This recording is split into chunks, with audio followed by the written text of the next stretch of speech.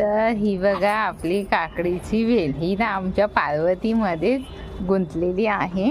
खरं तर ही काकडी आमच्याकडे कशी आली, तर काकडीच्या आपण आणतो बाजारात, त्यातल्या काही जून बिया होत्या, त्या मम्मीने मातीत टाकल्या होत्या आणि मग ही काकडीच्या वेलीला यायची सुरुवात झाली हळूहळू.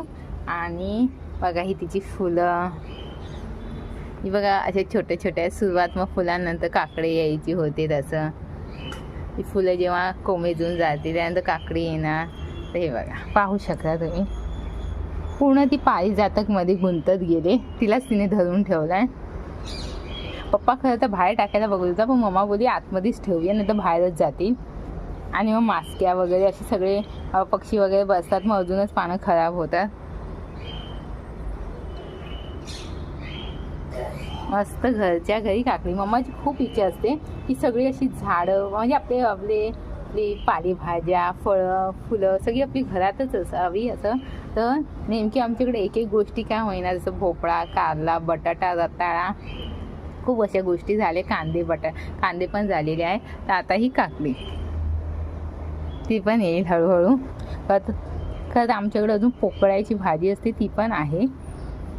आणि तिचं पण असं अचानकच आली कशी काही कळलंच नाही आहे. तिला तुरा पण असं आलेला आहे बिया.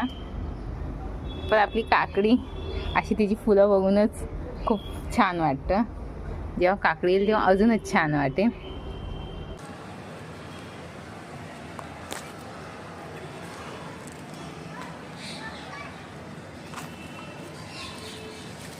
आमची काकडी जिने पारिजातकला स्वतः सामावून घेतलंय. ही बघा आमची काकडी जाडजूड होत आली आता.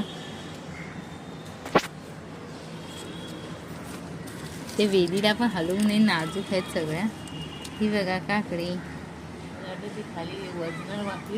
तेच ना, ती पारिजातक पण त्याच्यात सगळंच त्याच्यात. एकूण बहुतेक आलेली 2-3-4 अशी फुलं आली होती, पण बाकीची ती गळूनच गेली. पण ही त्याच्यातनं बऱ्यापैकी आलेली आहे. हा मग ते गेल्या सगळ्या, पण एक हिचा जीव राहिलाय. आमची काकूबाई.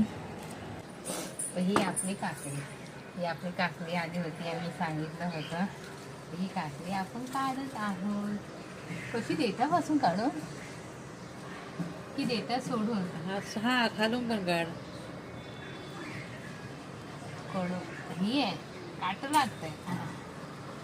ही बघा काकडी, ही काकडी काटी घरगुती काकडी. चला